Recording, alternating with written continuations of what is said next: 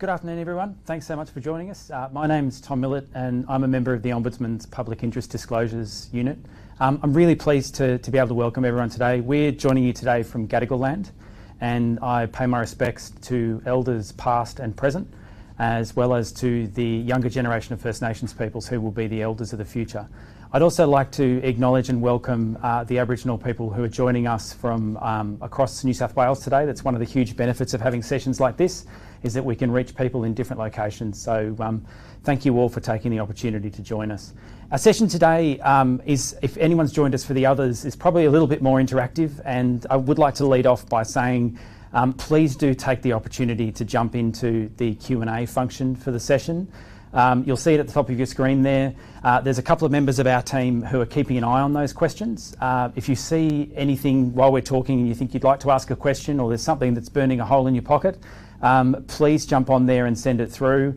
If the team can answer it quickly, they will. If they think it's something that would benefit all of the attendees at the session, they'll send it to us and we'll have it on screen and be able to hopefully provide an answer. There may be some questions we don't get to, or some things that need a little bit more information or a little bit more context. What we'll do is we're drawing all of those questions together for the end of the week, and we'll come back to attendees and provide them with that information. One other piece of housekeeping, we are recording these sessions and then putting them up onto the Ombudsman's YouTube, but they'll also be embedded in that PID Awareness page that you registered through. So if you've got colleagues who you think would benefit from this or any of the other sessions that are conducted throughout the week, please encourage them to jump on, have a look. None run for longer than an hour. Some will probably come in a little under that, but they do cover particular audiences and particular topics. So without further ado, I might introduce my colleague here, Patrick Shee. Patrick is the Manager for Notifications, Advice and Governance with the Ombudsman's PID unit. Patrick and I have been working together for the last 12 to 18 months around the implementation of the PID Act, and it's a great opportunity for us to come and talk today on the topic of contractors, subcontractors and volunteers and how they fall within the PID Act. Before I hand over to Patrick, I might talk for a little while. For those of you, I noticed from the responses that people gave when they registered that some were new to PID, some had different responsibilities and wanted to know a bit more about public interest disclosures and the Act. So I might provide a little bit of information around the objects of the Act and what it's aiming to achieve. Put really simply, the Public Interest Disclosures Act provides a framework for public officials, and we'll talk in a minute about who that is and how the Act applies, to come forward and report serious wrongdoing when they see it. The purpose of having an Act like the PID Act is to make sure that people can come forward, that their reports are treated appropriately, and that agencies do consider what action they need to take in response. That there's some consideration of how they can maintain the confidentiality not only of the person who's come forward, but the information that they've provided, but also that there are certain protections in place to ensure that the person's not the subject of detrimental action as a result of coming forward, doing the right thing, speaking up and reporting serious wrongdoing. So those are the key intentions of the Act, is really around that facilitation of disclosure of serious wrongdoing. But there's also another really important element, which is promoting a culture where speaking up and reporting wrongdoing is encouraged and is seen as the right thing to do. When we speak about this, we often talk about having a speak up culture across an organisation or an agency. So that's another thing that really is one of the cornerstones of the Act. I might hand over to Patrick to talk a little bit about that who's covered and who falls within that definition of public official, and then we'll move into some of the other considerations under the PID Act. Yeah, thanks, Tom. You did speak about the objects of the Act, and I think that's a good place to start, because one of the critical objects of the Act is to facilitate the disclosure by public officials, that's a really critical part, of serious wrongdoing in or affecting the public sector. So you can see from that object alone that the concept of a public official is really central to the PID Act and to the PID scheme.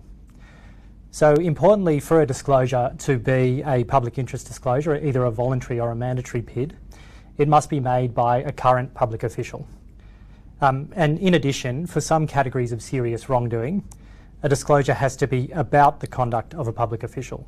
So, for example, for a disclosure to be about serious maladministration, it has to be about the conduct of a public official or an agency relating to a matter of administration.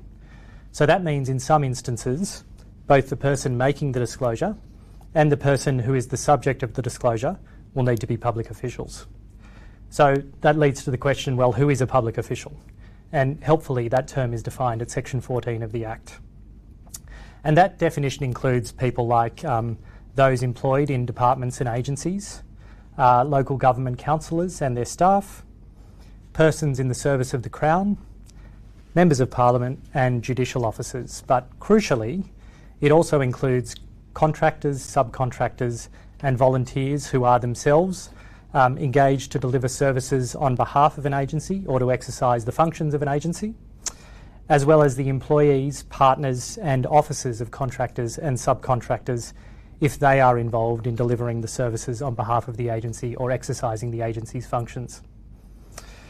So anyone who is captured by this definition of public official can make a disclosure, and they receive the protections of the PID Act if they make a PID. So I guess that leads then to the question of who is and what is the place of contractors and subcontractors in the PID scheme. I guess to begin with, a little bit of history. Certainly the PID Act 1994 included contractors. It said an individual or an employee or officer of a corporation who is engaged under a contract to provide services to or on behalf of a public authority was included in the definition of public official. So the PID Act 2022 has somewhat narrowed the definition of public official in respect of contractors and subcontractors, in that it only captures those people who are providing services on behalf of an agency or exercising the functions of an agency, and excludes people providing services to an agency, and that's a really important point. So the inclusion of contractors and subcontractors in the PID scheme is not new, but I think it's reasonable to say that their place has perhaps been somewhat more embedded in the scheme. And agencies have much more clearly defined obligations to contractors and subcontractors. And when an agency engages a contracted entity or a contractor or subcontractor to provide services on behalf of an agency, the agency must not enter into a contract unless the contract contains specific clauses that relate to PIDs. So this includes clauses aimed at ensuring that all individuals involved in providing the relevant services on behalf of the agency are made aware of some really crucial things. And these include the fact that they are public officials themselves, that they know how to make a voluntary PID, they know about the contracting agency's PID policy and where to find it, and they also know about the fact that if they make a public interest disclosure and they're not satisfied with how it is managed, that they may be entitled to take further action. For example, they could request an internal review, or it's even possible that they could make a complaint to the Ombudsman's office or another integrity agency. And I guess here is a good point sort of to talk about the contract clauses that are available on by New South Wales. And I might hand over to you to do that. Yeah, sure. In preparation for the PID Act coming into force on the 1st of October last year, our office worked alongside Treasury to develop some standard contract clauses. These do line up pretty closely to the wording of the PID Act itself. So when you go in, if you jump into Buy New South Wales, if you haven't had access to these already and it's something that you need, I would encourage you to go to Buy New South Wales, and our office can provide the direct link to anyone who's interested. You can either contact us or we can send it around to attendees after the session today. But it's worth going in there and having a look at those standard provisions. From our conversations with agencies, a lot have amended these and added to these to make sure that they're consistent with their own contractual wordings and their information they provide in contracts regularly. But it's a really good starting point. The other thing I'd recommend, if you're looking at that and considering how it applies, is there's some excellent guidance available on our website. And again, I might ask our team who are watching just to pop the link into the chat for anyone who's interested for the guidance around the application of the Act to contractors and those providing services on behalf of an agency. Patrick spoke about one of the big challenges and one of the things that links in there as well, which is raising that awareness and understanding of the fact that if you're providing a service on behalf of an agency, you can actually be a public official for the purposes of the PID Act. This will be very new to a lot of people. A lot of public officials, or what we think of as public servants, may have some knowledge of what was the Public Interest Disclosures Act 1994, and as has been mentioned in a couple of sessions earlier, formerly the Protected Disclosures Act. But if you're working in for example, a service that's working on behalf of an agency, so the one that comes to mind immediately is someone providing out-of-home care services, you may not understand that you do fall within that definition. So I think it's important that we work together, and we really do want to work alongside agencies to raise that awareness and understanding among those agencies that are contracting with government. So again, I would encourage those of you who have a group of contracted companies or people performing services on your behalf, if there's an area where you think we can help to raise that awareness, please let us know. We've spoken about the contractual provisions, but the other important inclusion there is volunteers and those who are working on behalf of an agency but may not necessarily be paid. In preparation for the Act commencing, we had a lot of conversations with agencies that have large volunteer workforces. So we spoke to, the State Emergency Services have done a lot of work to raise volunteer understanding of the Act. Several local councils spoke to us about their surf lifesaving groups and the fact that that was a group they had to raise awareness and understanding within.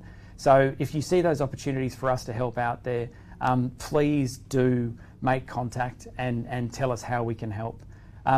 Patrick mentioned when he was speaking before that the concept of working on behalf of an agency, and that's certainly something that we have. I know Patrick and his advice team have provided a lot of advice to agencies around specific areas or specific groups. I would say probably today, if you are considering quickly writing out, this is my scenario, is it in or is it out? It may not be the best thing for us to cover today, but if you do have those questions, please do email the PID advice team. Again, I'll ask our staff to pop that email address in the chat. Reach out to the team and talk to them a little bit more. But I might hand over to Patrick to just talk and provide a little bit more context around some of those considerations for those who are entering into contracts with government, whether they are performing services on behalf of an agency. Well, yeah, that's right, Tom. It's the big question. How do you determine if someone's providing services on behalf of an agency or exercising the functions of an agency? We acknowledge really that it is a difficult undertaking. And our advice is that if you're not sure, you should probably seek legal advice. That is a good way to go. And somewhat unfortunately, the Ombudsman's advice function doesn't extend to saying definitively whether someone is a public official or is not a public official. And there are reasons for that. You know, we have to be careful as an integrity agency of ensuring that we are not perceived as directing or guiding a particular decision or preemptively or sort of endorsing the appropriateness of any decision. And the reason for that is we might receive a complaint about that particular decision. So we have to be careful in that regard. But as you did say, we can provide general advice and guidance, and you mentioned the guideline that is specific to contractors and subcontractors, which is a really excellent guideline, and I would encourage the audience to review the information that's in there. But there is some additional information that the advice team can provide, and if people do have questions, please contact us at the PID advice email address, and we'll assist in whatever way we can. But it might be helpful to sort of just provide some of the general advice that we consider when we're considering the question of whether someone is providing services on behalf of an agency.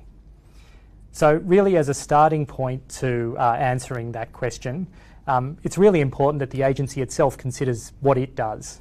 That is, what services it provides or which functions it exercises. And in doing this, an agency might go to a number of sources of information. Perhaps most importantly, it should start with its own legislation, the legislation that establishes the agency, because that might have some very helpful information about what the functions and services of the agency are. The agency could also consider its stated purpose, which might be found, for example, in an organisational strategy, or it might be stated on its website. That's another good place that an agency can go when considering the question of what it does. And in terms of considering the question of what the contracted entity does, whether they're providing services on behalf of an agency, maybe the agency can look at the contract itself that is used to engage the agency and to consider what services the contracted entity has been engaged to provide. I guess to generalise, it might be helpful to broadly propose that contractors provide a service on behalf of an agency when the service they provide would otherwise have been provided by the agency itself if the contractor or subcontractor was not engaged. And another helpful thing to look at or to consider might be how does the service recipient think of the service that they're receiving? So if they think that they are dealing with the agency directly, that may indicate that the contractor is engaged to provide services on behalf of an agency. And I suppose a really classic example of this is private garbage collection services that might be engaged by councils to collect garbage. I think it's reasonable to say that anyone who is part of that council and is having their garbage collected would think that it is the council collecting the garbage rather than the private service contractor. The final really important point to make is a point about deeming disclosures to be voluntary public interest disclosures. The question of whether someone is a public official is a very important question that an agency needs to consider when it receives a disclosure. But agencies shouldn't forget that if they get a disclosure and the real sticking point for them assessing whether a disclosure is a PID is if the person is a public official, they can always say, well, this might be an opportunity for us to deem a disclosure to be a voluntary public interest disclosure if it is about serious wrongdoing and otherwise has all the other features of being a voluntary PID. Yeah. Interesting, just expanding on that deeming provision. Some of the, and we can probably both talk to this, but some of the key considerations when an agency is turning its mind to that is probably whether there is that risk to the individual. So whether that person is liable to suffer detrimental action. So what's their circumstance? So if they may not necessarily, or there's greyness, there's a uncertainty whether they fall within the definition of public official, it's probably also looking at what their individual circumstance is. So if they feel there's a need to provide that protection, then that's probably one of the key considerations there around the deeming provision. That's right, and it's also about the disclosure being about serious wrongdoing. So it's not just going to capture any kind of complaint that a member of the public might make, or someone who it's not clear if they're a public official. But so if an agency receives what is a serious disclosure and it seems to fall into the category of serious wrongdoing, and as I said, the only question is about the status of the person, whether they're a public official or not, the deeming provision really might be very helpful to the agency. Patrick mentioned some of the circumstances that the advice team's been looking at. While we can't provide that legal advice on who's in and who's out, I think there is real value if you are considering those grey areas or those contested areas and you're not sure, to letting us know. Because the more information we have around agency considerations, and if you do gain that advice and it sees a group come in or a group move out, do consider too whether there's an opportunity to share that advice with us. Because the information that we have better informs not only the advice that we provide, but any information we draw together around the operation of the Act. So I think the short message is tell us, give us that information. We may not be able to provide the yes or no answer, but we can certainly use that information to better inform how the Act's operating and inform our work going forward. I would encourage, if anyone does have questions, I know it's the killer hour. We've got you at afternoon tea time, but if you've got your coffee there and you have got a particular question, please feel free to send it through. The other thing I'd say too is if there's something that comes to you later, this isn't a one-off opportunity. Get in contact with us and ask that question. Yes, there are some that we can't answer, and there's some circumstances where you will need other advice, but it may be that we've dealt with a similar issue the same day or earlier that week with another agency, and we might be able to provide that guidance or assistance. So if you're in doubt, please do reach out and talk to us. We might be wrapping a little bit early. I'm not seeing any questions coming through, so if no one's got anything they want to follow up on, we might finish a little bit earlier than we initially planned, but please do stay in contact. If you've got those gaps in your awareness material, I would recommend having a look to not only the guidance, but also we've got a series of short video content that's available on our YouTube channel, which might be useful to build into information for particular groups of contractors. So if you want to get through to someone quickly, they may not sit down and read a 5-page piece of guidance, but if they can watch a 30-second or minute-long video that talks a little bit about the Act, what its purpose is, and how they might fit within its coverage, it might just give that little piece of information that can help them. Because I think the one message that's come through a lot of our sessions so far this week, and I'm sure we'll hear again, is that you may not have a need to make use of the PID Act throughout your time working in the public service or as a public official under the scope of the Act. But if you do, it's important that you understand who you can go to. It's important that you understand what the obligations of the involved agency are and what you can expect as you move through that process. So if people only get those kernels of information that can help them to have a better understanding of how the Act works, then that's a really effective thing for all of us to help to achieve. All right, well, thank you all very much. I think we're giving you back half an hour of your afternoon. Please do stay in contact, and if there's anything else we can help with, reach out to our advice group. So thank you so much, Patrick, for your time this afternoon, and thank you everyone who tuned in.